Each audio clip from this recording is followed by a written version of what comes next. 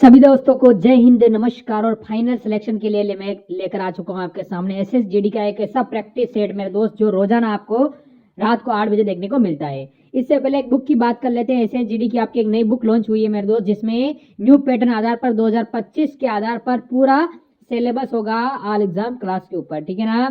कैसे लेना है वो सारी चीजें इसमें मैं बताने वाला हूँ। पहले आप देखिए मेरे दोस्त, आपको मैं बता दूं, इसमें प्रैक्टिस सेट में आपको मेरे मित्र मात्र गुण 50 रुपए में आपको 15 प्रैक्टिस सेट मिलने वाले हैं। इसमें मात्र गुण 50 रुपए में जिस पीडीएफ आप जो बुक लोगे आप 200 रुपए पड़ेगी, वही मात्र आप व्हाट्सएप नंबर आपको दिया है, इस पर मैसेज कर दीजिए, इस बुक की पूरी पीडीएफ आपको मिल जाएगी। तो चलो पहला क्वेश्चन देखते हैं जो आज हमें क्या कहता है मेरे दोस्त।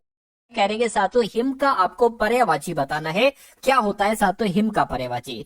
तो हिम का अगर बात करें तो हिम को साथियों क्या कहा जाता है? हिम को बर्फ कहा जाता है। अच्छा, हिम के और कौन कौन से पर्यायवाची आपसे पूछे जा सकते हैं? देखिए, हिम को साथियों पाला कहा जाता है, कहते नहीं बड़ा पाला है, ठीक है। उसके अलावा ओला भी कहा जाता है। हिम की अगर बात करें, हिम को साथियों ओला भी कहा जाता है और हिम को साथियों निहार भी कहा जाता है। क्या कहा जाता है साथियों? निहार भी कहा जाता है।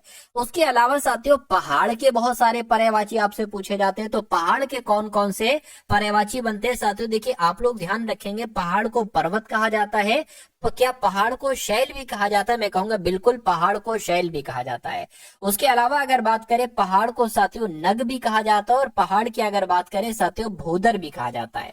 तो इतने आप लोग ध्यान रखेंगे पहाड़ के पर्यायवाची। कुल मिला के इस सवाल का जवाब अगर आपका है ऑप्शन नंबर ए के साथ तो बिल्कुल करेक्ट हो जाता भाई। बहुत बढ़िया, वेरी गुड क्लास। अगला देखिए करके, आटा गीला होना, इसका मतलब क्या होता है? ये एक मुहावरा है और इसका मतलब साथियों आपसे यहां पर पूछा जा रहा है।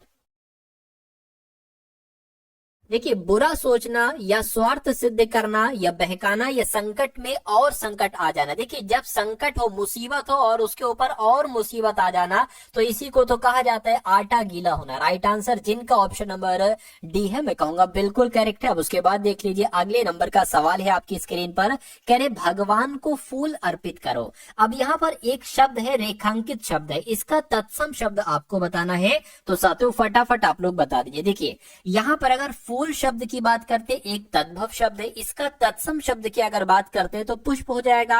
यानी कि फूल को क्या कहा जाता है साथियों? पुष्प कहा जाता है। ठीक है ना? चलिए, अब उसके बाद देख लीजिए, अगले नंबर का सवाल है, कह रहे कि जुल्मी का आपसे पूछा जा रहा है विलोम क्या हो सकता है।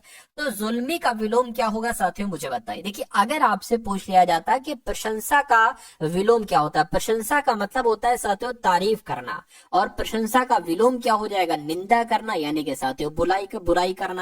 उसके अलावा अगर आपसे पूछा जाता अजय का विलोम क्या होगा, अजय का विलोम, तो आप क्या बताते साथियों? जय बताते हैं। ठीक है ना? अगर आपसे अजीर्ण का विलोम पूछा जाता तो आप क्या बताते? जीर्ण बताते। ठीक है ना? लेकिन अगर आपसे यहाँ पर जो पूछा गया है वो जुल्मी का विलोम पूछा गया, तो जुल्मी का विलोम क्या होता है? रहमदिल होता है। जिनका भी आंसर ऑप्शन नंबर सी के साथ है, मैं कहूंगा आंसर आपका बिल्कुल करेक्ट है भाई। बहुत बढ़िया। देखिए, किसी कार्य में निपुणता, तो किसी कार्य में निपुणता के लिए एक शब्द साथियों क्या हो सकता है बताइए? बुद्धिमान कहेंगे? नहीं साथियों, बुद्धिमान की जब हम बात करते हैं, जिसकी बुद्धि तेज हो, क्या साथियों? जिसकी बुद्धि तेज हो एक तरीके से, उसको क्या कहा जाता है? उसको बुद्धिमान कहा जाता है। अच्छा, कारीगर किसे कहा जाता है? ये आपको मालूम होगा। मान लीजिए कोई वस्तु है, यानी कि कोई अगर हाथ से, क्या हाथ से वस्तु बनाने में, कोई ऐसा व्यक्ति है जो हाथ से वस्तु बनाने में कुशल हो, क्या हो साथियों? कुशल व्यक्ति हो, तो उसको कहा जाएगा ये तो कारीगर है। होशियार की अगर बात करें, जो चतुर होता है साथियों उसको होशियार कहते हैं। लेकिन अगर किसी कार्य में कोई एक्सपर्ट है या कोई निपुण है तो उसको पारंगत कहा जाता है। क्या कहा जाता है साथियों? पारंगत कहा जाता है। तो जिनका आंसर ऑप्शन नंबर डी के साथ है, मैं कहूंगा आंसर आपका बिल्कुल करेक्ट है। अगला सवाल साथियों, हिंदी के यहाँ पर मैंने कितने सवाल लिए हैं? मैंने 20 सवाल लिए हैं। आप चेक करिएगा कि हिंदी में साथियों कितने क्वेश्चन आपके बिल्कुल सही हो पाते हैं, और उसके बाद साथियों जीके के क्वेश्चन होंगे और रीजनिंग और साथियों मैथ के क्वेश्चन होंगे। तो इन सभी सवालों को साथियों आप लोग देख कर जाइएगा। मैं सबके कमेंट यहाँ पर देख पा रहा हूं कि सभी का आंसर सी के साथ जा रहा है, जो कि बिल्कुल सही था। अगला देखिए, कहने के दिए गए वाक्य में रेखांकित शब्द है, इसका विलोम आपसे पूछा जा रहा है। क्या वह है जो सुरेश इतना प्रफुल्लित है? क्या वजह है जो सुरेश इतना प्रफुल्लित है? तो प्रफुल्लित का विलोम क्या प्रसन्न होगा, अप्रसन्न होगा, खुशी होगी या प्रसन्नता होगी, बताइए। देखिए अगर आपसे प्रसन्नता का विलोम पूछा जाता तो आप छोटा आ लगा देते और प्रसन्नता लिख देते। यानी कि अगर आपसे प्रसन्न का विलोम पूछा जाए तो अप्रसन्नता आपको बताना है, अगर आपसे खुशी का विलोम पूछा जाए तो दुखी आपको बता देना है, दुखी। और अगर बात करते हैं प्रफुल्लित का विलोम क्या हो जाएगा तो अप्रसन्न हो जाएगा, यहाँ पर अप्रसन्न। ठीक है ना। चलिए तो इस प्रकार जिनका भी आंसर यहाँ पर ऑप्शन नंबर बी के साथ है, मैं कहूंगा आंसर आपका बिल्कुल करेक्ट है। अगला देखिए, अगला सवाल है आपकी स्क्रीन पर, कह रहे मैंने अपने महाविद्यालय में बहुत से किताब का अध्ययन किया है। अब एक बार ध्यान रखिएगा, यहाँ पर आपको बताने हैं रिक्त स्थान के लिए सही भाववाचक संज्ञा क्या होगी, यानी कि यहाँ पर भाववाचक संज्ञा आएगी।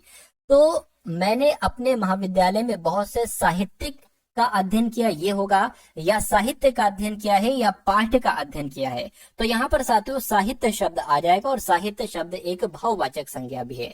उसके बाद देखिए अगले नंबर का सवाल है, कह रहे गर्दन झुकाना, इस मुहावरे का मतलब क्या होता है। तो गर्दन झुकाने का मतलब नफरत मिलना होता है, लज्जित होना होता है, अचंभे में पड़ जाना होता है या बहुत कष्ट उठाना होता है। तो मैं कहूंगा लज्जित होना इसका राइट आंसर हो जाएगा, यानी कि गर्दन झुकाने का मतलब क्या होता है, लज्जित होना होता है। उसके बाद देखिए अगला सवाल है साथियों, मैं रिक्वेस्ट करता हूं कि जो लोग भी अभी लाइव वॉचिंग कर रहे हैं इस वीडियो को एक बार अपने मित्रों के साथ साथियों आप लोग शेयर कर दीजिए। ठीक है, चलिए अगला सवाल देख लीजिए, कह रहे जब तक लक्ष्मण नहीं आए तब तक उर्मिला नींद में थी। तो यहाँ पर जो रेखांकित शब्द है ये इसका तत्सम आपको बताना है। नींद क्या है, नींद एक तद्भव शब्द है, इसके तत्सम शब्द की अगर बात करते हैं तो नींद को क्या कहा जाता है, तत्सम में निद्रा कहा जाता है। क्या कहा जाता है साथियों, निद्रा कहा जाता है। ठीक है ना। चलिए अब उसके बाद देख लेंगे नेक्स्ट नंबर का सवाल है साथियों, ये क्लास सुपर फास्ट आपकी क्लास है, यानी कि कम से कम समय में ज्यादा से ज्यादा क्वेश्चंस आपको यहाँ पर करना होंगे, क्योंकि आपके एग्जाम में वक्त बहुत कम दिया जाता है आपको। और कम वक्त में अगर आपने साथियों हिंदी को जल्दी जल्दी कर लिया, सही क्वेश्चन सारे, जीके के जल्दी जल्दी क्वेश्चन कर लिए, फिर आपको करने में रीजनिंग और मैथ के लिए भरपूर समय होता है। और रीजनिंग और मैथ के भरपूर समय जब आपके पास होता है तो रीजनिंग में भी आप सारे क्वेश्चन सही कर सकते हैं और मैथ में भी आप साथियों सारे क्वेश्चन सही कर सकते हैं। ठीक है, तो अगर आप इसमें समय गवा देंगे, इसमें समय गवा देंगे, फिर इसको आप कैसे कर पाओगे, क्योंकि इसमें थोड़ी बहुत कैलकुलेशन होती है। तो इसलिए हिंदी को तुरंत देखिए और नैनो सेकंड में आप लोग आंसर देने की कोशिश कीजिए। लगातार मेरी नजर साथियों कमेंट पर भी बनी हुई है। खैर अगला सवाल देखिए, यानी कि किस्मत खुल जाना, इस मुहावरे का मतलब क्या होना, शादी होना, खोया हुआ धन वापस मिलना, कोई बड़ी जंग जीतना या भाग्य उदय होना। तो भाग्य का उदय होना यानी कि किस्मत खुल जाना, इसलिए राइट आंसर जिनका भी ऑप्शन नंबर डी है बिल्कुल करेक्ट है। अगला सवाल कहने के उसने मुलाकात के लिए दोपहर का समय रखा है। तो दोपहर के समय के लिए एक शब्द क्या हो सकता है साथियों, बताइए। यहाँ से सवाल आपके बहुत सारे पूछे जाते हैं। अगर आपसे सवाल पूछा जाए, अब इस चीज को बहुत ध्यान से देखिएगा, अगर आपसे पूछा जाए साथियों क्या सूर्य का उत्तर दिशा, क्या सूर्य की उत्तर दिशा की ओर गमन, क्या सूर्य की उत्तर दिशा की ओर गमन को क्या कहा जाता है, सूर्य की उत्तर दिशा की ओर गमन को क्या कहा जाता है, उत्तरायण कहा जाता है। आपसे पूछा जाता है साथियों दोपहर के समय को क्या कहा जाता है। तो दोपहर की अगर बात करें, दोपहर के समय को क्या कहा जाता है, मध्याह्न कहा जाता है दोपहर के समय को। और दोपहर के बाद के समय को क्या कहा जाता है, क्या साथियों, दोपहर के बाद के समय को, दोपहर के बाद के समय को साथियों क्या कहा जाता है, दोपहर के बाद के समय को अपराह्न कहा जाता है। पूर्वाह्न शब्द की अगर बात करते हैं तो दोपहर के पहले के समय को कहा जाता है, पहले के समय को कहा जाता है साथियों पूर्वाह्न। तो ये चारों चीजें आप लोग याद रखेंगे और यही बार बार आपसे पूछा जाता है। आपसे पूछा जाए दोपहर के पहले समूह को, दोपहर के पहले के समय को क्या कहा जाएगा, पूर्वाह्न कहा जाएगा। दोपहर के समय को क्या कहा जाएगा, मध्याह्न कहा जाएगा। दोपहर के बाद के समय को क्या कहा जाएगा, अपराह्न कहा जाएगा। इसका स्क्रीनशॉट ले लीजिए साथियों आप लोग। और यहाँ पर पूछा जा रहा है कि दोपहर के समय को क्या कहा जाता है, तो मध्याह्न कहा जाता है। इसलिए जिनका आंसर यहाँ पर ऑप्शन नंबर सी के साथ है, मैं कहूंगा आंसर आपका बिल्कुल करेक्ट है। अब उसके बाद देखिए नेक्स्ट नंबर का सवाल है आपकी स्क्रीन पर, देखिए सवाल को और बताइए राइट आंसर। यानी कि साथियों तत्सम रूप आपको बताना है, जो ब्रैकेट में यानी कि इसका तत्सम आपको बताना है। सबके रसोई घरों से अंगीठी जलाने का धुआं उठ रहा है। तो ये एक तद्भव शब्द है। कैसा शब्द है साथियों? एक तद्भव शब्द है। इसका आपको तत्सम बताना है। तो अंगीठी को क्या घास कहते हैं? नहीं। अंतर कहते हैं? नहीं। कोयला कहते हैं? नहीं साथियों। अंगीठी को तत्सम में अग्निष्ठिका कहा जाता है। तो इसलिए जिनका भी आंसर, जो लोग भी यहाँ पर ऑप्शन नंबर डी के साथ है, मैं कहूंगा आंसर आपका बिल्कुल करेक्ट हो जाएगा। अब उसके बाद देख लीजिए साथियों, नेक्स्ट नंबर का सवाल है, कह रहे सही वर्तनी वाला शब्द यहाँ पर क्या हो सकता है? फटाफट आप लोग यहाँ पर मुझे बता दीजिए।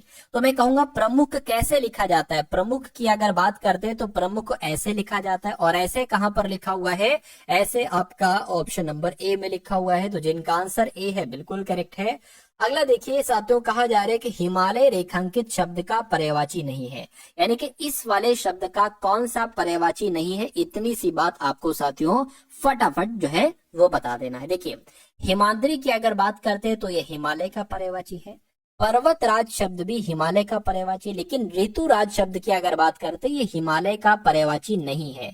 ठीक है ना। ऋतुराज की अगर बात करें, ऋतुराज का पर्यायवाची क्या हो जाएगा? वसंत हो जाएगा और ऋतुपति हो जाएगा। क्या हो जाएगा साथियों? ऋतुपति हो जाएगा और वसंत राज हो जाएगा। नगराज की बात करते हैं तो ये भी साथियों हिमालय का पर्यायवाची है। तो कौन सा हिमालय का पर्यायवाची नहीं है? ऑप्शन नंबर सी वाला नहीं है। नहीं है तो यही आपका साथियों बिल्कुल करेक्ट आंसर हो जाएगा। ठीक है ना। उसके अलावा हिमालय का पर्यायवाची की अगर बात करते हैं साथियों, ठीक है, आप लोग ध्यान रखेंगे, हिमाद्री हो जाएगा, पर्वतराज हो जाएगा और नगराज हो जाएगा। और ऋतुराज का पर्यायवाची वसंत हो जाएगा और ऋतुपति हो जाएगा। तो ये भी जानकारी आपको मालूम होना चाहिए भाई। बहुत बढ़िया, वेरी गुड क्लास। अगला सवाल देखिए, कह रहे अमर का साथियों विलोम क्या होगा? ये आपसे यहाँ पर पूछा जा रहा है। अब देखिए, यहाँ पर अगर आपसे, मैंने बहुत देखा है साथियों, शाश्वत का विलोम पूछा जाता है, बहुत बार पूछा जा चुका है। तो शाश्वत का विलोम अगर आपसे पूछा जाए तो क्षणिक आपको बताना है। अगर आपसे साथियों अजर का विलोम पूछा जाए तो आपको क्या बताना है साथियों? जरा बताना है। क्या? जरा बताना है। अगर आपसे चिरंतन का विलोम पूछा जाए तो आपको नश्वर बताना है। क्या बताना है साथियों? नश्वर बताना है। और अगर यहाँ पर विलोम पूछा गया है अमर शब्द का, तो अमर शब्द का विलोम क्या हो जाएगा? मर्त हो जाएगा। तो कुल मिला के जिनका भी आंसर ऑप्शन नंबर ए के साथ है, और मैं देख पा रहा हूं बहुत सारे लोगों का यहाँ पर आंसर ऑप्शन नंबर ए के साथ है, जैसे ऋतु का, अनामिका का, ठीक है, दिनेश, जाटनी, संध्या, बलियन, ठीक है, एमसी चंदन, आरिफ, संध्या, अनामिका, सूरज, अंकुश, बलदेव, सभी का आंसर बिल्कुल करेक्ट है। अगला सवाल है आपकी स्क्रीन पर साथियों, देखिए सवाल को और बताइए राइट आंसर क्या होगा। यानी कि सही वर्तनी आपको बताना है कैसे लिखे। यानी कि देखिए, कृषांगी कैसे लिखा जाता है? क्या ऐसे लिखा जाता है? नहीं। ऐसे लिखा जाता है? नहीं। ऐसे लिखा जाता है? नहीं साथियों। कृषांगी की अगर हम बात करते हैं तो जैसे आपका ऑप्शन नंबर ए में लिखा हुआ है ऐसे लिखा जाता है। उसके बाद देखिए अगला सवाल है, कह रहे साथियों उदय का विलोम क्या होगा? ये आपसे यहाँ पर पूछा जा रहा है।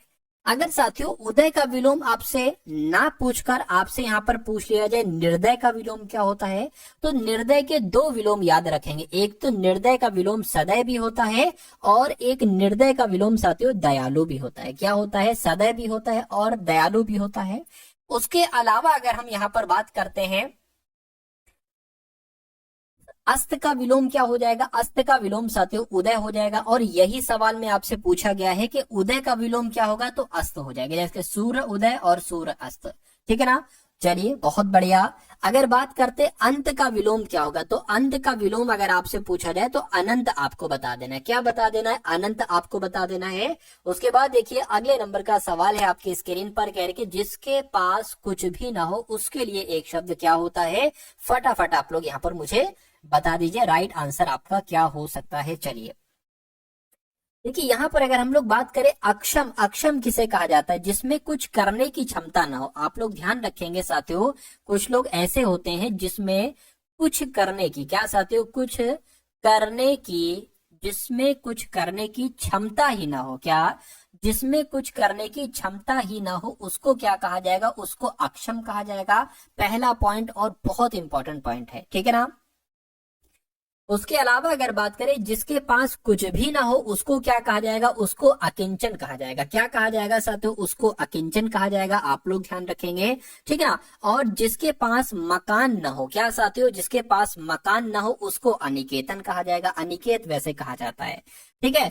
चलिए, और कुल मिला के आप लोग ध्यान रखेंगे, राइट आंसर आपका जो जाएगा वो ऑप्शन नंबर बी के साथ जाएगा। अब उसके बाद देखिए अगले नंबर का सवाल है आपकी स्क्रीन पर, आपसे पूछा जा रहा है कि लड़की खिड़की के पर्दे की आड़ से झांक रही थी, घूर रही थी, ताक रही थी, देख रही थी। इस खाली जगह में कौन सा शब्द आएगा मुझे बताइए। देखिए, लड़की खिड़की के पर्दे से की आड़ से झांक रही थी, ये साथियों सबसे सटीक जवाब आपका हो जाएगा, और जिनका भी आंसर ऑप्शन नंबर ए के साथ है बिल्कुल करेक्ट है। और फाइनल सिलेक्शन के लिए मैं लेकर आ चुका हूँ आपके सामने SSGD का एक ऐसा प्रैक्टिस सेट मेरे दोस्त जो रोजाना आपको रात को 8 बजे देखने को मिलता है। इससे पहले एक बुक की बात कर लेते हैं। SSGD की आपकी एक नई बुक लॉन्च हुई है मेरे दोस्त, जिसमें न्यू पैटर्न आधार पर 2025 के आधार पर पूरा सिलेबस होगा ऑल एग्जाम क्लास के ऊपर, ठीक है ना। कैसे लेना है वो सारी चीजें इसमें मैं बताने वाला हूँ। पहले आप देखिए मेरे दोस्त, आपको मैं बता दूं, इसमें प्रैक्टिस सेट में आपको मेरे मित्र मात्र 49 रुपए में आपको 15 प्रैक्टिस सेट मिलने वाले हैं। इसमें मात्र 49 रुपए में जिस PDF आप जो बुक लोगे आप 200 रुपए पड़ेगी, वही मात्र आप व्हाट्सएप नंबर आपको दिया है, इस पर मैसेज कर दीजिए, इस बुक की पूरी PDF आपको मिल जाएगी। सवाल देखिए, कह रहे कि 16 अगस्त 1946 को प्रत्यक्ष कार्यवाही दिवस मनाया गया था, तो किसके द्वारा मनाया गया था, मुस्लिम लीग के द्वारा ही 16 अगस्त 1946 को प्रत्यक्ष कार्यवाही दिवस मनाया गया था, ये आप सभी लोगों को मालूम होना चाहिए।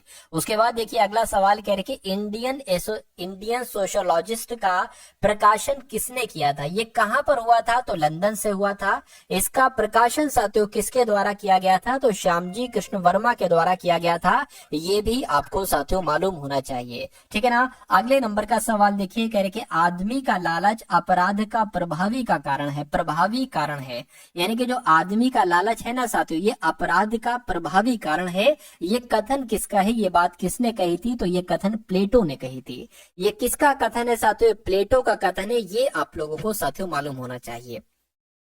और प्लेटो की जब हम बात करते हैं तो ये कौन थे, ये सुकरात के शिष्य थे। कौन थे साथियों, ये सुकरात के शिष्य थे। प्लेटो की अगर बात करें ये कौन थी, ये सुकरात के शिष्य थे, और ये अरस्तु के गुरु थे। कौन थे साथियों, दो चीजें आप लोग ध्यान रखेंगे, अरस्तु के ये गुरु थे और सुकरात के ये शिष्य थे, ये आपको मालूम होना चाहिए। चलिए अगले नंबर का सवाल है, कहा जा रहा है कि भारत में निम्न में से किस लोकसभा अध्यक्ष का कुल कार्यकाल सबसे लंबा रहा है, सबसे ज्यादा रहा है, तो बलराम झांखड़ इनका नाम है, और इनके कार्यकाल की अगर बात करते इनका साथियों लंबा रहा है, ठीक है ना। इनका लंबा रहा है, लगभग 1980 से लेकर 1989 तक साथियों इनका कार्यकाल रहा है, ये आप लोग ध्यान रखेंगे, लोकसभा के अध्यक्ष के रूप में, और ये 2 बार बने हैं इस बीच में। खैर नेक्स्ट नंबर का सवाल है, कह रहे कि इनमें से कौन संसद के सदस्यों की योग्यता अयोग्यता के संबंध में निर्णय लेता है, यानी कि संसद का सदस्य ये बन सकते हैं या ये नहीं बन सकते हैं, ये बात कौन तय करते हैं, ये बात भारत के राष्ट्रपति के द्वारा तय की जाती है। क्या भारत के राष्ट्रपति के द्वारा तय की जाती है, और ये बात कौन से अनुच्छेद में लिखी हुई है कि संसद के सदस्यों की योग्यता और अयोग्यता को निर्णय करते हैं, ये बात साथियों राष्ट्रपति करते हैं, और ये कौन से अनुच्छेद में लिखी हुई, तो ये अनुच्छेद 103 में लिखी हुई। तो ये दोनों चीजें आप लोग यहाँ पर याद रखेंगे। उसके बाद देखिए कह रहे कि सरकार द्वारा किस भाषा को सबसे पहले एक प्रतिष्ठित भाषा के रूप में घोषित किया गया था, तो मैं कहूंगा तमिल भाषा आपका यहाँ पर बिल्कुल सही जवाब हो जाएगा। यानी कि सरकार के द्वारा तमिल भाषा को सबसे पहले एक प्रतिष्ठित भाषा के रूप में घोषित किया गया था, जिनका भी आंसर यहाँ पर है ऑप्शन नंबर सी के साथ, तो मैं कहूंगा आंसर आपका बिल्कुल करेक्ट हो जाएगा भाई, बहुत बढ़िया, वेरी गुड क्लास। अगले नंबर का साथियों सवाल है, आपसे पूछा यहाँ पर जा रहा है कि यूरोप का प्रमुख मछुआवाही क्षेत्र डांगर बैंक ये कहां पर स्थित है, तो डांगर बैंक की अगर बात करते हैं साथियों ये तो उत्तरी सागर में स्थित है। कहां पर, ये तो उत्तरी सागर में स्थित है, जिनका आंसर ऑप्शन नंबर सी के साथ है, मैं कहूंगा आंसर आपका बिल्कुल करेक्ट हो जाएगा। अब उसके बाद देखिए नेक्स्ट नंबर का साथियों सवाल है, आपसे पूछा जा रहा है कि निम्नलिखित में से कौन सबसे प्रमुख वस्त्र निर्माण केंद्र है, ठीक है। तो किसकी बात चल रही है ये भी आपको मालूम होना चाहिए, महाराष्ट्र की बात चल रही है, यानी कि इनमें से महाराष्ट्र जो है ना वो सबसे प्रमुख वस्त्र निर्माण केंद्र है, ये आपको मालूम होना चाहिए। राइट आंसर आपका ऑप्शन नंबर किसके साथ जाएगा? सही, बी के साथ जाएगा। नेक्स्ट नंबर का सवाल है आपकी स्क्रीन पर। अब इस सवाल को देखिए और बताइए सही जवाब आपका किस ऑप्शन के साथ जा सकता है। कह रहे निम्नलिखित में से किस क्रांति ने तिलहनों के उत्पादन में वृद्धि की? तो तिलहनों के उत्पादन में साथियों वृद्धि की तो मैं कहूंगा पीली क्रांति ने की। क्या? पीली क्रांति ने की। ये आपको याद रखना है। राइट आंसर अगर आपका है ऑप्शन नंबर डी तो बिल्कुल करेक्ट है। अगला सवाल देखिए। अगला सवाल देखिए, कह रहे कि नॉन स्टिक खाना पकाने के बर्तन लेपित किए जाते हैं, तो किससे लेपित किए जाते हैं? ये सवाल कई बार आपके एग्जाम में साथियों पूछा जा चुका है, तो आपको मालूम होना चाहिए टेफलॉन से साथियों एक तरीके से ये लेपित किए जाते हैं। जो नॉन स्टिक खाना पकाने के बर्तन होते हैं इसमें खाना जलता नहीं है, देरी से जलता है, ऐसे भी हम लोग कह सकते हैं, तो इसमें टेफलॉन लगा हुआ होता है। अगला सवाल देखिए, कह रहे नींबू निचोड़ने की मशीन, इसके बारे में साथियों महिलाएं अच्छे तरीके से जानती होंगी। तो उसके बाद देखिए कि नींबू निचोड़ने की मशीन जो है ना, ये प्रथम श्रेणी के उत्तोलक पर आधारित है, द्वितीय श्रेणी के उत्तोलक पर, तृतीय श्रेणी के उत्तोलक पर। तो आपको यहाँ पर मालूम होना चाहिए ये द्वितीय श्रेणी के उत्तोलक पर आधारित है, इसलिए राइट आंसर यहाँ पर अगर है आपका बी के साथ आंसर तो बिल्कुल करेक्ट हो जाएगा। साथियों 40 क्वेश्चन तक यहाँ पर हम लोग देखेंगे जीके को और उसके अलावा साथियों करंट अफेयर को, और उसके बाद यहाँ पर अगर हम लोग बात करते हैं उसके बाद आपके क्वेश्चन शुरू हो जाएंगे, कौन से? रीजनिंग और मैथ के क्वेश्चन शुरू हो जाएंगे। अगला सवाल है, कह रहे कि एक पेड़ की उम्र का पता कैसे लगाया जा सकता है, बताइए। तो उसके वजन से, उसकी ऊंचाई से, वर्तमान में अपनी वार्षिक, बिल्कुल साथियों, उसकी जो वार्षिक छल्ले है ना, इसको काउंट करके उसकी उम्र का पता लगाया जाता है। ये सवाल आपसे कई बार आपके एग्जाम में साथियों पूछा जा चुका है। नेक्स्ट नंबर का सवाल अब आप लोग देखिए। कहा जा रहा है कि 1917 का कौन सा सत्याग्रह महात्मा गांधी का पहला सत्याग्रह था और भारतीय स्वतंत्रता आंदोलन में एक बड़ा विद्रोह था? तो किस विद्रोह की बात चल रही है साथियों? चंपारण सत्याग्रह विद्रोह की बात चल रही है। ये कब हुआ था? तो ये 1917 में हुआ था। गांधी जी का पहला सत्याग्रह था ये, और भारतीय स्वतंत्रता आंदोलन में एक बड़ा विद्रोह था। अगला सवाल देखिए, इनमें से किसने महात्मा गांधी के खिलाफत आंदोलन से जुड़ने का विरोध किया था? तो किसकी बात चल रही है साथियों? मोहम्मद अली जिन्ना की बात चल रही है, यानी कि मोहम्मद अली जिन्ना ने महात्मा गांधी के खिलाफत आंदोलन से जुड़ने का विरोध किया था। ये आप लोगों को याद रखना है, ये सवाल इंपॉर्टेंट है। अगला सवाल देखिए। अब यहाँ से करंट अफेयर के कुछ इंपॉर्टेंट क्वेश्चंस आप लोग देख लीजिए। यानी कि किस मंत्रालय ने राष्ट्र पर्व वेबसाइट और ऐप लॉन्च किया है? तो किस मंत्रालय की बात चल रही है साथियों? रक्षा मंत्रालय की बात चल रही है, यानी कि रक्षा मंत्रालय ने ही राष्ट्र पर्व वेबसाइट और ऐप लॉन्च किया है। उसके बाद देखिए साथियों अगले नंबर का सवाल है, कहा जा रहा है आपसे कि कौन विश्व मुक्केबाजी के एशियाई निकाय बोर्ड में शामिल हुए? तो किसकी बात चल रही है? अजय सिंह की बात चल रही है। अजय सिंह ही साथियों विश्व मुक्केबाजी एशियाई निकाय बोर्ड में शामिल हुए हैं। यह करंट अफेयर का सवाल है और ये आपसे पूछा जा सकता है। अगला देखिए, कहा जा रहा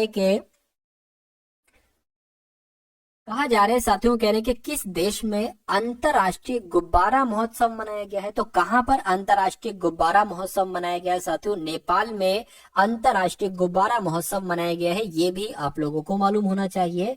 उसके बाद देखिए, कह रहे हैं कि किस देश ने ऑपरेशन यमन शुरू किया है?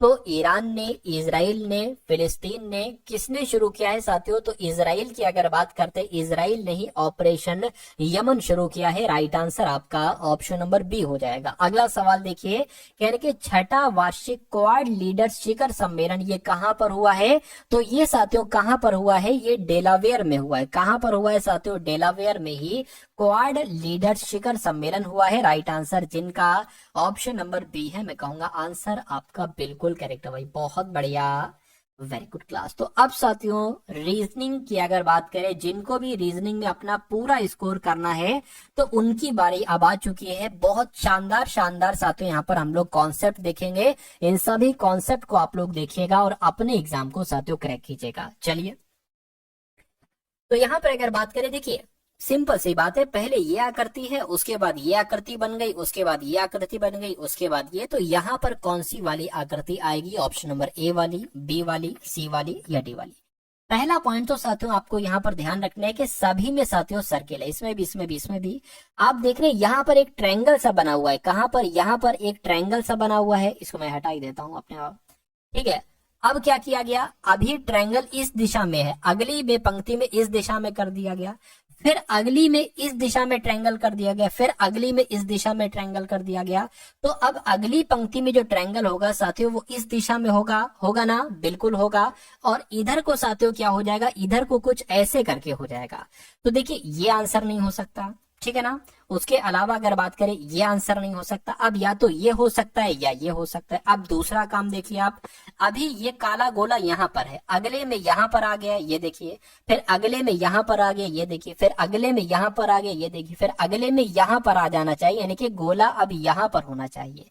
तो यहाँ पर गोला नहीं है, इसलिए आंसर नहीं हो सकता। बचा क्या, ऑप्शन नंबर डी वाला बचा, डी वाला। अच्छा एक सेकंड, यहाँ पर एक सेकंड, ये चीज देखिए आप, मैं, ठीक है, यहाँ पर अगर बात करते हैं साथियों, यहाँ पर सिर्फ और सिर्फ ये चीज है भाई साहब, सिर्फ ये चीज।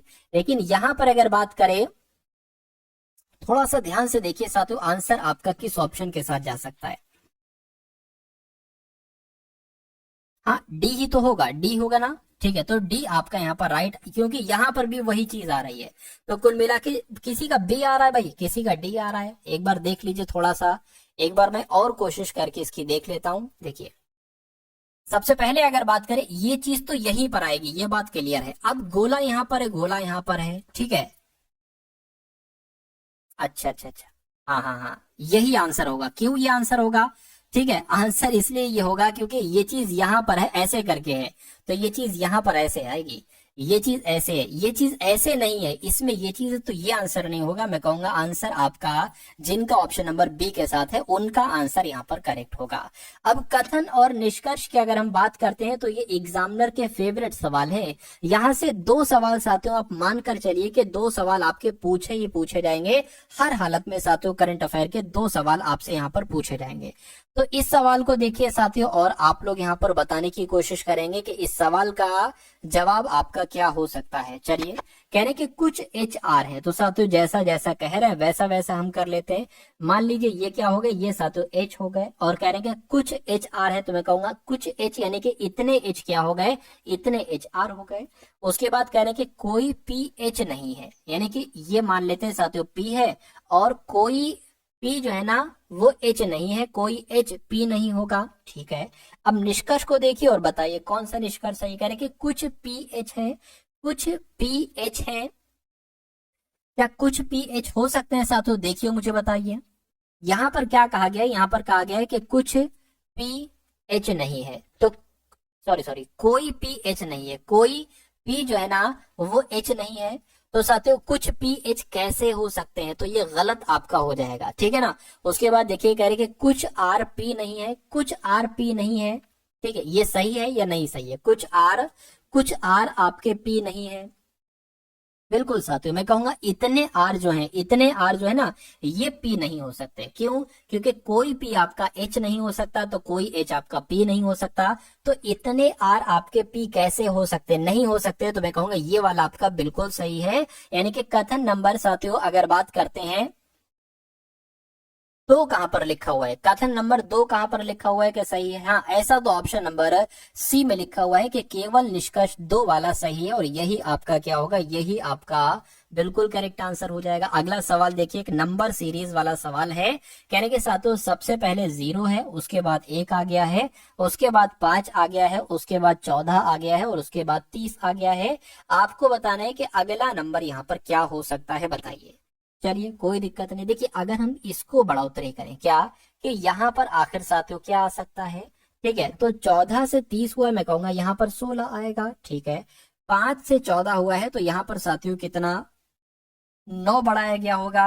यहाँ पर अगर बात करें 4 बढ़ाया गया होगा, तो यहाँ पर कितना बढ़ाया जाएगा। देखिए ये है 2 का स्क्वायर, है ना, 2 का स्क्वायर है, ये 3 का स्क्वायर है, ये 4 का स्क्वायर, तो जाहिर सी बात है यहाँ पर 5 का स्क्वायर आ जाएगा। 5 का स्क्वायर 25 होता है, तो 30 और 25 कितने होते हैं साथियों? 55 होते हैं। क्या 55 कहीं पर ऑप्शन में है? मैं कहूंगा बिल्कुल ऑप्शन में है, ऑप्शन नंबर ए वाले में। तो जिनका भी आंसर यहाँ पर ऑप्शन नंबर ए के साथ है, आंसर आपका बिल्कुल करेक्ट हो जाएगा। साथियों देखिए, मेरे आंसर से पहले आप लोग आंसर देने की कोशिश कीजिए। अगर ऐसा है कि मेरे आंसर से पहले आप लोग साथियों आंसर देने की कोशिश करते हैं, तो मैं कहूंगा तैयारी आपकी बहुत दमदार चल रही है। बस इसी तैयारी को आपको साथियों कंटिन्यू रखना है, आपका सिलेक्शन पक्का है।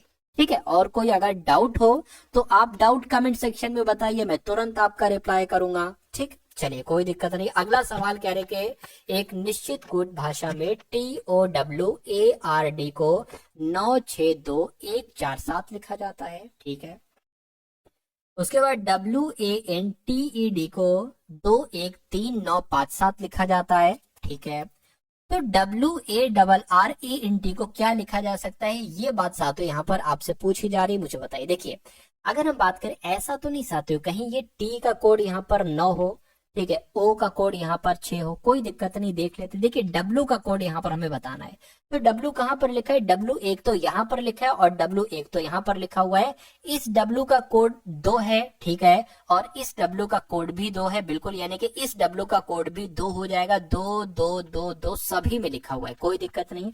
अब आप देखिए सबसे अलग किसका कोड है, ये भी एक एक एक सेम है, इसको जरा चेक करिए, या इसको चेक करिए, चौथे वाले को, यानी कि 1 2 3 4।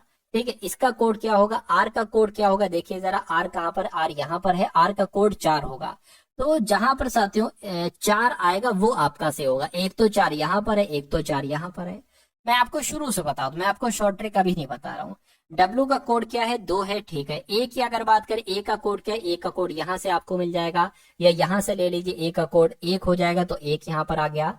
आर का कोड क्या है साथियों? आर की अगर बात करें, आर का कोड ये 4 हो जाएगा, यानी कि 4 और 4 2 बार आ जाएगा। ए की बात करें तो ए का कोड क्या है साथियों? 1 है, तो 1 आ गया। इन की अगर बात करें, इन का कोड क्या आ गया? इन का कोड ये है, तीसरा वाला, तो ये 3 यहाँ पर आ जाएगा। ठीक है, टी की बात करें, टी का कोड क्या है? टी का कोड साथियों 9 है, तो ये आ गया। तो 21 44 139 कौन से ऑप्शन में है? तो 21 44 139 ऑप्शन नंबर डी वाले में है। तो जिनका आंसर यहाँ पर ऑप्शन नंबर डी के साथ है, मैं कहूंगा आंसर आपका बिल्कुल करेक्ट है। और भाग्यश्री का, अमरपाल का, बलदेव का, किट्टू का, ठीक है, शिवानी का, मनीष का, ठीक है, सभी का, रोहित का, सभी का आंसर यहाँ पर बिल्कुल करेक्ट है। अब अगले नंबर का सवाल देखिए, और इस सवाल का जवाब आप मुझसे पहले बताने की कोशिश कीजिए। यानी कि TEA को ZBDFSU लिखा जा सकता है, ठीक है। SIN को MOHJRT लिखा जा सकता है, ठीक है। RIO को क्या लिखा जा सकता है, ये आपको यहाँ पर साथियों बताना है। तो हर 3 लेटर से यहाँ पर 6 लेटर बन रहे हैं, हर 3 लेटर से यहाँ पर 6 लेटर बन रहे हैं, तो इन 3 लेटर से भी 6 लेटर बनेंगे। अब पहचानना है साथियों आपको कि मसला यहाँ पर क्या है, क्या चीज हुई है। अगर मैं यहाँ पर देखूं ए और यहाँ पर देखूं जेड, तो मुझे फौरन नजर आया कि भैया ए से पहले जेड आता है और ए के बाद बी आता है, ठीक है। अब चलो, ठीक है, ऐसा भी हो सकता है ए से पहले जेड, ए के बाद बी। इसकी अगर बात करें, ई से पहले डी आता है और ई के बाद एफ आता है, ठीक है। टी की बात करें तो टी से पहले एस आता है, टी के बाद यू आता है, ठीक है। क्या वही लॉजिक यहाँ पर भी लगा हुआ है? देखिए जरा, कह रहे कि एन की बात करें, एन से पहले एम और एन के बाद ओ, ठीक। आई से पहले एच, आई के बाद जे, ठीक। एस से पहले आर, एस के बाद टी। तो वही चीज हम लोग यहाँ पर करेंगे, कोई दिक्कत नहीं है। ओ की अगर बात करें, ओ से पहले क्या आ जाएगा? अच्छा, ये एस, ठीक ठीक, हाँ। ओ की बात करें, ओ से पहले क्या आ जाएगा साथियों? एन, और ओ के बाद क्या आ जाएगा? पी। तो एनपी कौन से ऑप्शन में लिखा हुआ है? सिर्फ और सिर्फ ऑप्शन नंबर सी में लिखा हुआ है, तो यही आपका राइट आंसर हो जाएगा। लेकिन एक बार और चेक कर लीजिए, आई की बात करें, आई से पहले साथियों एच आता है और आई के बाद जे आता है। ओ से पहले साथियों एन आता है, ओ के बाद पी आता है। तो साथियों N P H J N, ये क्या, ये तो कुछ अलग हो गया। देखिए जरा, कुछ मिस्टेक मुझसे हो गई है, एक सेकेंड, ठीक है। एन पी एच तक तो ठीक है, ठीक है। अब आई के बाद क्या आ जाएगा? आई के बाद तो भाई साहब जे आएगा, ठीक है, तो मुझे जे लिखना चाहिए। ओ की बात करें, ओ से पहले, ये दिक्कत यहाँ पर क्या हो गई है? ये दिक्कत भाई कैसे हो सकती है? अरे भाई ओ से पहले क्या आ जाएगा? खैर कोई नहीं, देखिए एनपी आ रहा था और एनपी आपका यहाँ पर सही जवाब हो जाएगा। हो सकता है टाइपिंग वगैरह मिस्टेक हो गई हो। कुल मिला के जो लॉजिक मुझे आपको बताना था वो लॉजिक आप तक पहुंच चुका है। अब उसके बाद देखिए एक नंबर सीरीज वाला सवाल है 7673, उसके बाद 891, उसके बाद 297, उसके बाद 99 आ गया है, और उसके बाद आपको बताना है कौन सा नंबर आएगा, और उसके बाद साथ यहाँ पर 11 आएगा। चलिए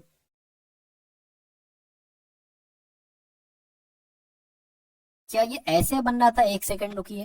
ठीक है, अच्छा, मैंने यहाँ पर तो अलग किया, लेकिन मैंने यहाँ पर अलग कर दिया। अलग करने का साथियों मतलब क्या है?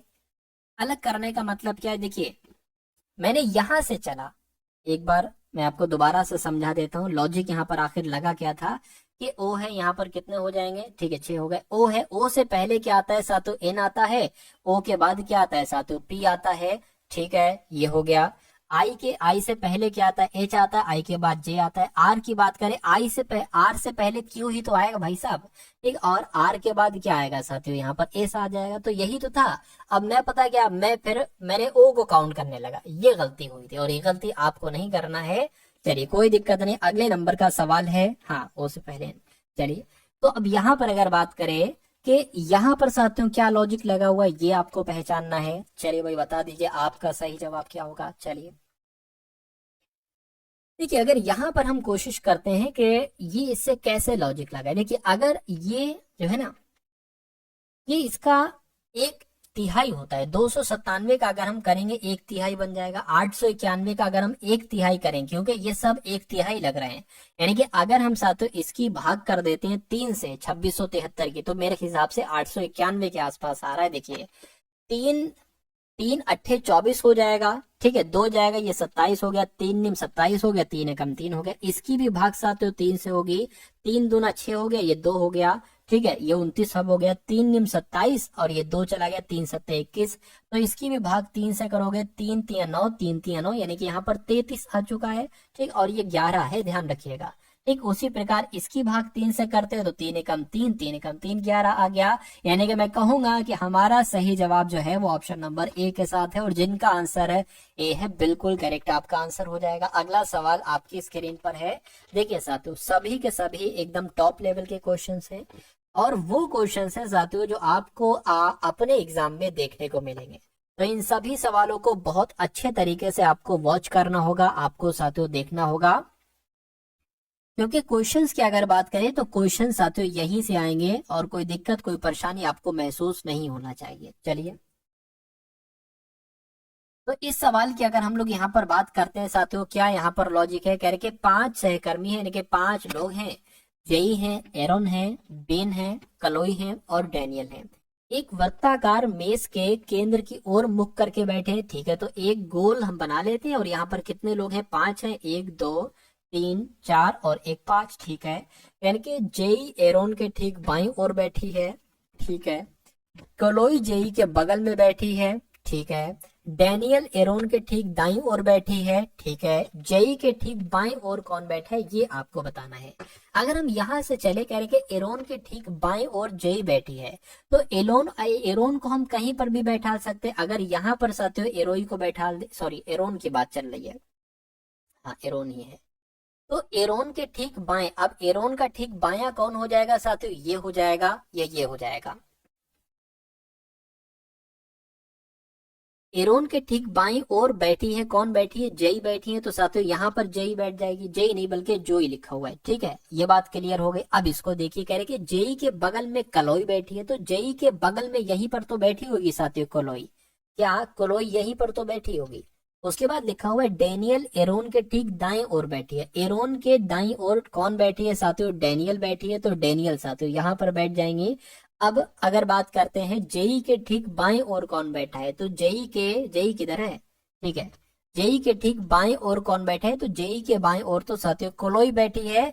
तो क्या कोलोई आपका जवाब होगा? मैं कहूंगा कोलोई हमारा बिल्कुल सही जवाब हो जाएगा। अगर पूछा जाता है यहाँ पर कौन बैठा है, या पूछा जाता है डेनियल के दाईं ओर कौन बैठा है, तो साथियों आप लोग देख लेते, 5 लोग हैं जिसमें से 4 लोग बैठ चुके हैं। ठीक है, बचा कौन है? बचे साथी ये बेन है, तो यहाँ पर बेन बैठ जाएंगे। ठीक है, तो ये सारी चीजें आप लोग क्या रखेंगे, ये सारी चीजें साथियों आप लोग यहाँ पर ध्यान रखेंगे। रंजीश यादव, ठीक है, क्लास 8 बजे आपकी आज हुई थी। ठीक है, और डेली मैं उम्मीद यही करूंगा कि डेली आपकी ये क्लास हो जाए तो बहुत अच्छी बात है, वरना क्लासेस डेली आपको अपलोडेड फॉर्म में तो मिल ही रही थी। ठीक है, दिए गए शब्दों को उसी क्रम में व्यवस्थित कीजिए जैसे अंग्रेजी शब्दकोश में होती है। आपने डिक्शनरी देखी होगी, सबसे पहले ए वाले लेटर आते, फिर बी वाले, फिर सी वाले। तो इसको भी आपको उसी क्रम में लगाना होगा। ठीक है, देखिए एल ई यहाँ पर भी है, अच्छा एल ई टी यहाँ पर है, एल ई टी यहाँ पर है, एल ई टी यहाँ पर है, एल ई टी यहाँ पर है, एल ई एस यहाँ पर है। तो मैं कहूंगा साथियों क्या कि सबसे पहले टी तो 20 पर आता है, एस 19 पर आता है, तो ये सबसे पहले आ जाएगा 5 नंबर। अब इसमें से सबसे पहले क्या आ जाएगा ये साथियों आपको बताना है।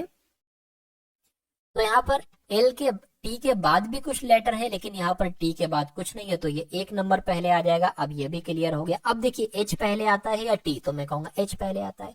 अच्छा एच यहाँ पर भी, एच यहाँ पर भी, ए यहाँ पर भी, ए यहाँ पर भी, आर पहले आता है या एल, तो साथियों एल पहले आता है, यानी कि 4 आ जाएगा, फिर 2 आ जाएगा, फिर बचा साथियों ये 3 वाला, तो यहाँ पर फिर ये 3 आ जाएगा, यानी कि 514 23 कहाँ पर लिखा हुआ है? 514 23 ऑप्शन नंबर ए में लिखा हुआ है। तो ये क्या होगा? ये जिनका आंसर ऑप्शन नंबर ए के साथ है, तो बिल्कुल।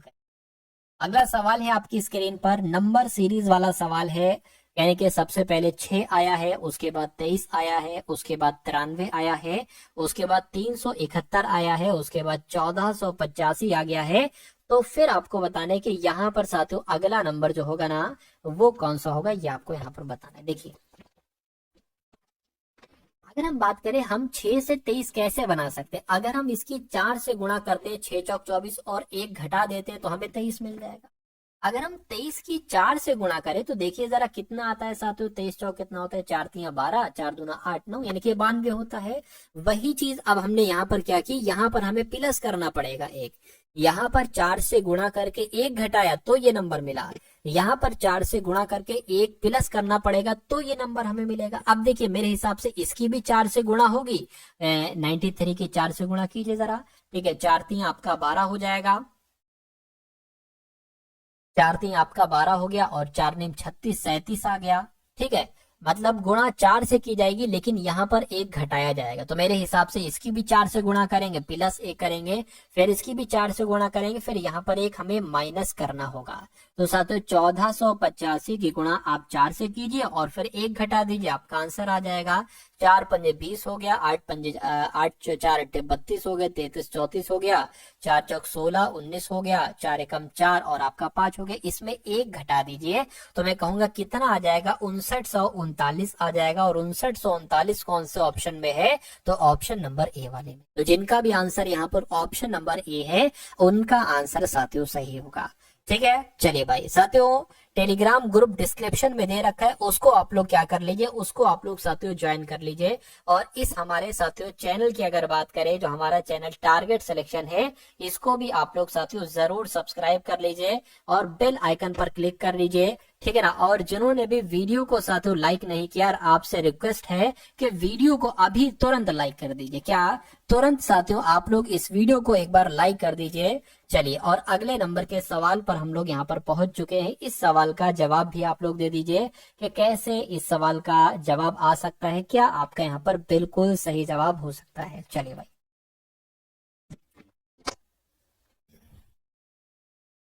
चलिए तो यहाँ पर साथियों अगर हम लोग बात करते हैं कि यहाँ पर आपका राइट आंसर क्या हो सकता है, कह रहे कि एक आदमी की ओर इशारा करते हुए करिश्मा ने कहा, मान लीजिए आप करिश्मा है, करिश्मा कहती कि वो मेरे भाई के पिता, यानी कि करिश्मा के भाई के पिता कौन हो जाएंगे, करिश्मा के पिता हो जाएंगे। तो मैं लिख लेता हूं साथियों, किसकी बात चल रही है, करिश्मा की बात चल रही है, करिश्मा के पिता की बात चल रही है, करिश्मा के पिता के इकलौती बेटी। अरे भैया, करिश्मा के पिता की इकलौती बेटी ये करिश्मा ही तो होगी, तो कहने के करिश्मा के पिता की इकलौती बेटी यानी कि करिश्मा का पति है, यानी कि करिश्मा जिस आदमी की ओर इशारा कर रही है वो असल में उसका पति है। तो उस आदमी का करिश्मा से क्या संबंध होगा, यानी कि करिश्मा क्या कहेगी उस आदमी को, करिश्मा तो पति देव कहेगी। तो मैं कहूंगा पति क्या कहीं पर ऑप्शन में लिखा हुआ है, बिल्कुल लिखा हुआ है, ऑप्शन नंबर डी में लिखा हुआ है, इसलिए आपका जवाब ऑप्शन नंबर डी के साथ ही जाना चाहिए भाई। बहुत बढ़िया, वेरी गुड क्लास। अगला सवाल देखिए आपकी स्क्रीन पर, यह भी बहुत शानदार क्वेश्चन है। कहने के 6 लड़के हैं, सुमित, गोपाल, हनी, ईशान, जतिन और ललित, एक वृत्ताकार मेज के चारों ओर केंद्र की ओर मुख करके बैठे हैं। तो एक वृत्त हमने बना लिया और 6 मित्र हम लोग यहाँ पर बना लेते हैं, ठीक है, बैठने की जगह बना लेते हैं। यानी कि सभी का मुख जो है ना वो केंद्र की तरफ है, ठीक है, कोई दिक्कत नहीं है। कहा जा रहा है कि ईशान जो है ना, ईशान ये सुमित के बाईं और तीसरे स्थान पर है। जतिन और हनी ईशान के निकटतम पड़ोसी हैं।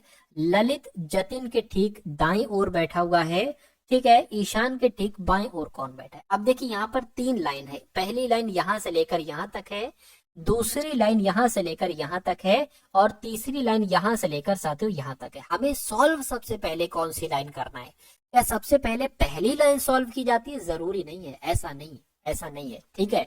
तो आप वो लाइन सॉल्व कीजिए तीनों में से जिसमें आपको कॉमन मिल रहा हो। देखिए ईशान सुमित यहाँ पर लिखे हैं, तो ईशान आपको क्या कॉमन मिल जाएगा, एक तो यहाँ पर, ठीक है, और कहीं पर मिलेगा नहीं मिलेगा। मतलब अगर कॉमन मिल रहा है तो आप पहली लाइन को सॉल्व कर सकते हैं, वरना अगर इसमें कॉमन नहीं मिलता तो जतिन यहाँ पर है, जतिन यहाँ पर है, दूसरी तीसरी को सॉल्व कर लेते, कोई दिक्कत नहीं, पहली को सॉल्व कर लो। सुमित की अगर बात करें, सुमित कहाँ पर बैठा दे, सुमित को कहीं पर भी बैठा दो, मान लीजिए सुमित यहाँ पर बैठ गए, यानी कि सुमित के बाईं ओर तीसरे स्थान पर ईशान बैठा है, यानी कि 1 2 3, यानी कि ईशान साथियों यहाँ पर बैठा है, ठीक है, ईशान यहाँ पर बैठ जाएगा। अब देखिए कह रहे कि जतिन और हनी ईशान के निकटतम पड़ोसी हैं, ठीक है, तो ईशान के निकटतम पड़ोसी हैं साथियों कौन, जतिन और हनी, ठीक है। यानी कि जतिन के, ठीक है, अब हमें यहाँ पर एक चीज ये थोड़ा सा देखना होगा कि हम जतिन को यहाँ पर बैठा ले या हनी को यहाँ पर बैठा ले, है ना, ठीक है, जतिन को यहाँ पर बैठा ले। क्या क्या लिखा हुआ है कि जतिन और हनी ईशान के निकट, सॉरी, यहाँ ईशान यहाँ पर है, यानी कि हनी को यहाँ पर बैठा ले या जतिन को यहाँ पर बैठा ले। तो अगर मान लीजिए हनी यहाँ पर बैठ जाता है और साथियों जतिन यहाँ पर बैठ जाता है, हो सकता है ये गलत हो, लेकिन हम ट्राई करते हैं, ठीक है। उसके बाद कह रहे हैं कि ललित जतिन के ठीक दाएं ओर बैठा है, तो जतिन के ठीक दाएं ओर कौन बैठा है साथियों, ललित बैठा है, यानी कि ललित यहाँ पर बैठ जाएगा। अब 6 लोग थे, 6 लोगों में से 5 लोग आपने बैठा दिए, किसको नहीं बैठा ले आपने, किसको नहीं बैठा ले, गोपाल को नहीं बैठा ले, तो गोपाल साहब साथियों यहाँ पर बैठ जाएंगे, गोपाल यहाँ पर बैठ गए। तो पूछा जा रहा है कि ईशान के ठीक बाएं कौन बैठा है, तो ईशान के ठीक बाएं कौन बैठा है साथियों, हनी बैठी है, तो हनी आपका राइट आंसर हो जाएगा, बिल्कुल साथियों हनी आपका यहाँ पर जो होगा वो बिल्कुल करेक्ट आंसर हो जाता है भाई। बहुत बढ़िया, वेरी गुड क्लास। चलिए भाई अगला सवाल देखिए, अगला सवाल देखिए साथियों आपकी स्क्रीन पर आ चुका है। इस सवाल को देखिए और आप लोग बता दीजिए कि आपका सही जवाब यहाँ पर किस ऑप्शन के साथ जा सकता है। देखिए चलिए भैया, तो कहा जा रहा है साथियों कि यहाँ पर जो एक आकृति, इसको सबसे पहले मैं आपके लिए बड़ा कर देता हूँ, ठीक है, इसको बड़ा कर देता हूँ, घुमाने की अनुमति इसको नहीं है। कहने का मतलब साथियों यहाँ पर ये जो आकृति आपको बताने, ये किस ऑप्शन में आपको आकृति नजर आ रही है, क्या ऑप्शन नंबर ए में, क्या ऑप्शन नंबर बी में, सी में, या साथियों डी में। देखिए यहाँ पर अगर हम लोग बात करते हैं, यहाँ पर ऐसे एक तो ये लाइन बनी हुई है, ठीक है, एक तो ये लाइन बनी है, मान लीजिए ये लाइन बनी है, और एक ये वाली लाइन भी बनी है, लेकिन कोई ऐसे लाइन नहीं आई है, इसलिए ये आंसर नहीं हो सकता। इसकी अगर हम लोग बात करते हैं, एक लाइन ऐसे बनी हुई है, ये ऐसे भी बनी, लेकिन कोई ऐसे लाइन नहीं है, इसलिए आंसर नहीं हो सकता। इसकी अगर बात करते हैं, इसमें कोई लाइन पहली बात ऐसे आई ही नहीं है, ये हो नहीं सकता, ऐसे थोड़ी ना होगी। मैं कहूंगा इसकी अगर बात करें, ये एक ऐसे लाइन आई है, ऐसे आई है, और इसमें एक ऐसे लाइन भी आई है, तो मैं कहूंगा यही आपका जो होगा, यही आपका बिल्कुल सही जवाब हो जाएगा भाई। बहुत बढ़िया, वेरी गुड क्लास। अगला सवाल देखिए, फिर एक सवाल कथन और निष्कर्ष वाला आपके सामने आ चुका है। इन सवाल को देखिए और बताइए सही जवाब आपका किस ऑप्शन के साथ जा सकता है। चलिए, कहा जा रहा है कि कुछ मेज सफेद हैं, तो मान लीजिए साथियों ये क्या हो गई, ये मेज हो गई, और ये कुछ मेज, क्या इतनी मेज मान लेते हैं साथियों, क्या हो गई, इतनी मेज मान लीजिए सफेद होंगे, कुछ मेज सफेद है। उसके बाद कहा गया है कि कोई सड़क सफेद नहीं है, यानी कि कोई, ये सड़क हो गई, क्या ये सड़क होगी करके, कोई सड़क जो है ना साथियों ये सफेद नहीं है, ठीक है, कोई सड़क सफेद नहीं है। अब आपको देखना है कौन सा निष्कर्ष यहाँ पर सही है, यानी कि कोई सफेद सड़क नहीं है, ये बात तो बिल्कुल सही। देखिए अगर कथन में लिखी हुई बात निष्कर्ष में आ जाती है तो वो सही मानी जाती है। कोई सड़क सफेद नहीं है, ठीक है, कोई सड़क सफेद नहीं है ये कह लो, या कोई सफेद सड़क नहीं है ये कह लो, ये बिल्कुल सही हो जाएगा, यानी कि ये वाला सही है। कोई सड़क मेज नहीं है, कोई सड़क मेज नहीं है, क्योंकि हमें कथन में सड़क और मेज का रिलेशन नहीं बताया गया, और जो नहीं बताया जाता रिलेशन उसको हम कट कर देते हैं। कोई सफेद मेज नहीं है, कोई सफेद मेज नहीं है, बिल्कुल देखिए कोई बिल्कुल कुछ सफेद मेज है यहाँ पर, और कहने की कोई सफेद मेज नहीं, ये कैसे हो सकती है, गलत है।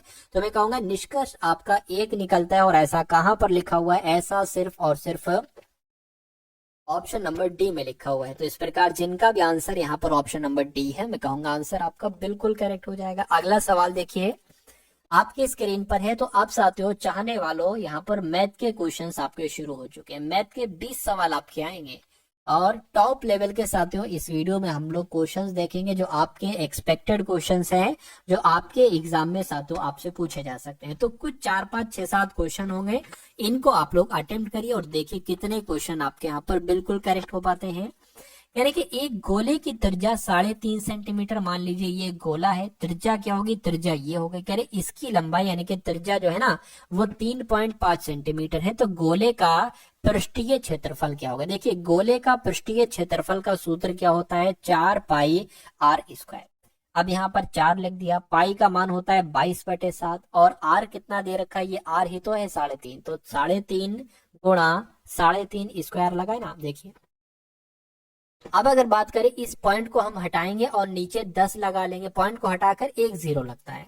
अब 35/7 हो गया, 7 एकम 7, 7 पंजे 35, 5 से कट करेंगे यहाँ पर 2 आ जाएगा, 2 से कट करेंगे यहाँ पर 11 आ जाएगा, 11 चौक 44, 11 चौक 44 गुणा 3.5 हो गया, यानी कि 35 की गुणा आपको जरा 44 से करा के बताना है। 4 पंजे आपका 20 हो गया, 4 3 12 13 14 हो गया, और 140 यहाँ पर आ जाएगा, 0 आ गया, 4 आ गया, 5 आ गया, 1 आ गया, 1 नंबर के बाद पॉइंट था तो 1 नंबर के बाद पॉइंट यहाँ पर है, यानी कि 154 सेंटीमीटर स्क्वायर आपका आंसर हो।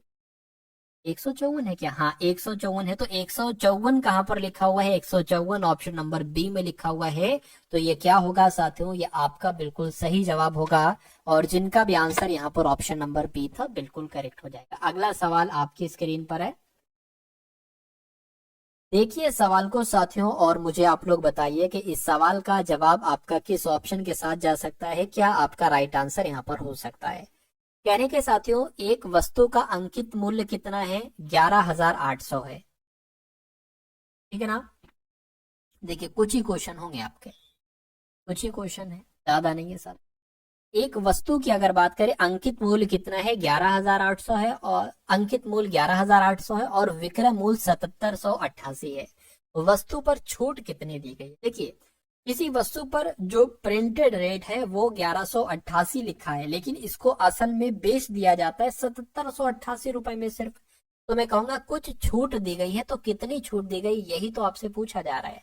तो 11,800 में से 7788 को साथियों घटा दो, यहाँ पर कितना आ जाएगा साथियों, देखिए 0 में से 8 जा नहीं सकता, 2.5 लेंगे 10 हो जाएगा, 10 में से 8 जाएगा 2 बचेगा, अब ये 9 हो गया, 9 में से 8 जाएगा 1 बचेगा, अब ये 7 हो गया है, तो 7 में से 7 जाएगा 0 बचेगा, ठीक है 7 में से 7 जाएगा 0 बचेगा, और 11 में से साथियों एक तरीके से 7 जाता है तो कितना बचेगा, 4 बचेगा। यानी कि छूट कितनी दी गई, 4012 रुपए की छूट दी गई, लेकिन इस छूट को आपको प्रतिशत में बदलना है, तो इसलिए हमें साथियों गुणा 100 से करना पड़ेगी, और नीचे हमें अंकित मूल्य लिखना पड़ेगा, यानी कि 11,800 यहाँ पर लिखना पड़ेगा। तो इन 2 0 से ये 2 0 कैंसिल हो जाएंगे, अगर 2 से साथियों कट करें तो 2 दूना 4, 0 2 छंग 12 आ जाएगा, ठीक है 2 पंजे 10, 2 नीम आपका 18 आ जाएगा। ये बात साथियों क्लियर है, यहां तक मतलब अगर क्लियर है, ठीक है तो बहुत अच्छी बात है। अब 2006 यानी कि 2006 भाग 59 की अगर हम लोग बात करते हैं तो कैसे ये कटेगा, देखिए इधर 2006 और 59 यहाँ पर लिख लेंगे। ये 200 इसको मान ले, ठीक है। तो मेरे हिसाब से साथियों कितने बार में जाएगा, 3 बार में जाएगा, ठीक है। 9 3 आपका 27 हो गया, 3 5 15 16 17, ठीक है। अब इसमें से साथियों कितना बचेगा, यानी कि 200 माइनस 177 करते हैं तो साथियों 23 आता है, और एक जीरो जो है वो यहाँ पर आ जाएगा, ठीक। इतने बात साथियों क्लियर है, ये बिल्कुल क्लियर है। 59 की किससे गुणा करें, 230 आ जाए। 59 की अगर साथियों यहाँ पर हम 4 से गुणा करें, 9 चौक आपका कितना हो जाएगा, 59 की गुणा हम किससे करें, 230 आ जाए, ठीक है। 4 नीम आपका साथियों 36 हो जाएगा, ठीक है। 4 नीम 36, 4 पंज 20 और आपका 23 हो गया, यानी कि ये तो बिल्कुल साथियों 4 से ही जा रहा है। तो मैं कहूंगा कि यहाँ पर देखिए 4 नीम 36 हो गया, 3 चला गया, ठीक है, ठीक है। 4 पंजे 20 और 23, मतलब कुल मिला के साथियों पूरा पूरा तो नहीं कटा, लेकिन हाँ 3.34 करके आंसर आ रहा है, इसके आसपास आपका आंसर आ रहा है, ठीक है ना। तो लगभग कहीं ना कहीं 34% आपका राइट आंसर हो जाएगा, बिल्कुल साथियों 34% यहाँ पर आपका बिल्कुल सही जवाब हो जाता है भाई, बहुत बढ़िया, वेरी गुड क्लास।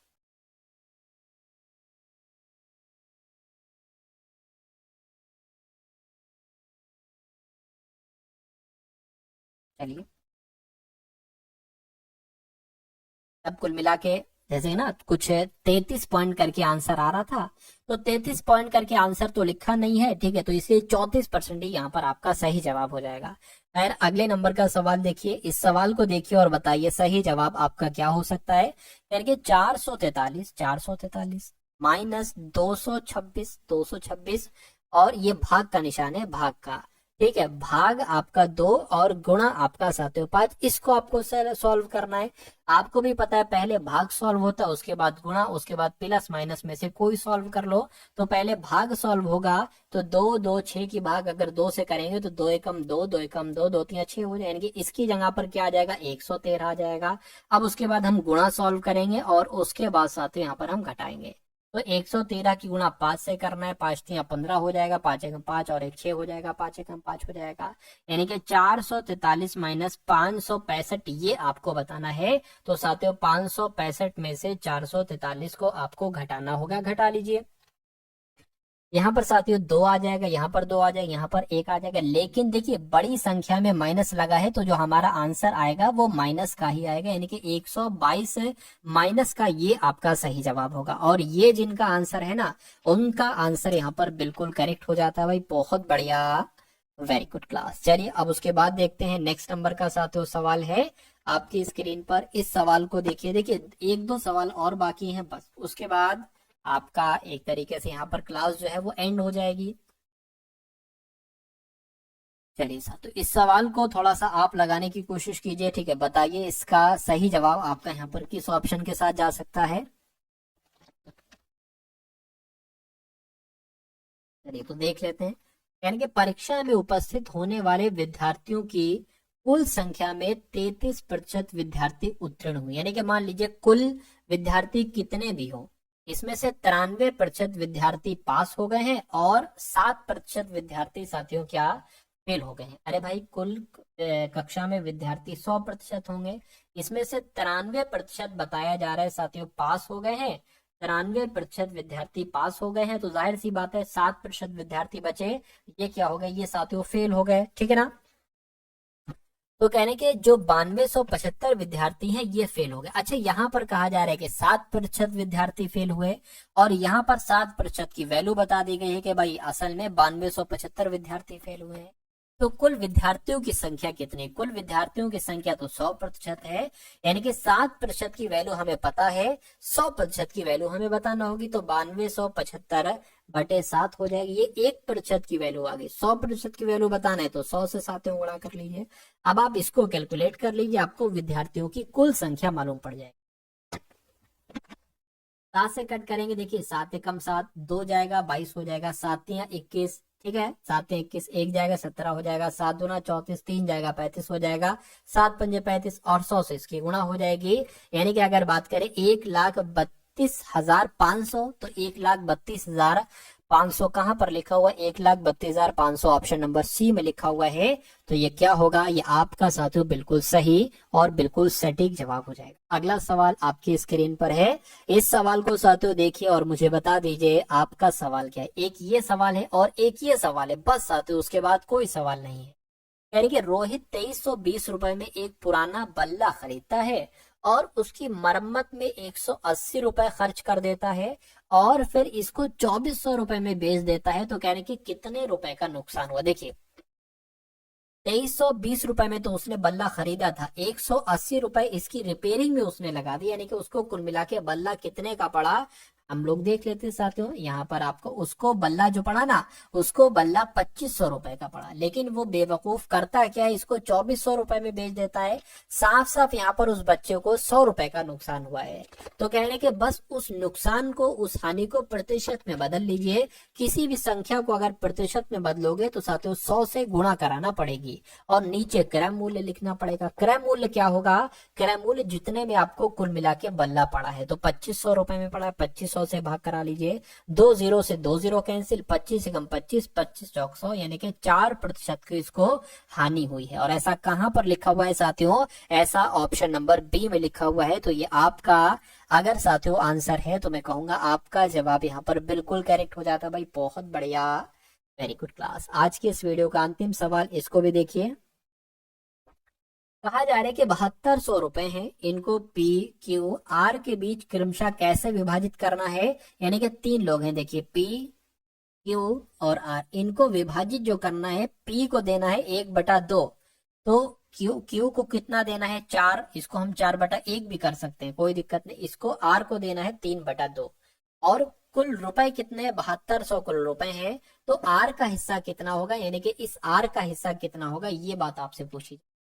देखिए इसको, अनुपात को, ये उल्टा सीधा है ना एक तरीके से, तो इसको हमें नॉर्मल करना होगा, जैसे कि 1:2:3 इस टाइप से करना होगा। तो उसके लिए हम क्या करेंगे, ये जो नीचे नीचे लिखा है ना साथियों, 2 1 2, इसका एलसीएम आप ज्ञात करो तो 2 एकम 2, 1 आ गया, 2 एकम 2, यानी कि 2 2 से सबकी गुणा करो। ये हमेशा आप ऐसे ही कराएंगे, ठीक है। नीचे वाली संख्या के एलसीएम ज्ञात करेंगे, जो नंबर आएगा वो सब में आप गुणा के तौर पे लगा देंगे। अब देखिए इस 2 से ये 2 कैंसिल हो जाएगा, यहाँ पर बचेगा क्या? पूरा 1 बचेगा, यानी कि ये पी हो गया। अब इसकी बात करें, 2 चौक 8, ये 8 हो गया है। इसकी बात करें, 2 से 2 कैंसिल, ये 3 हो गया है। यानी कि अब अगर बात करें, ये पी है, ये क्यू है, ये आर है, ठीक है, और आपको अनुपात मिल गया है।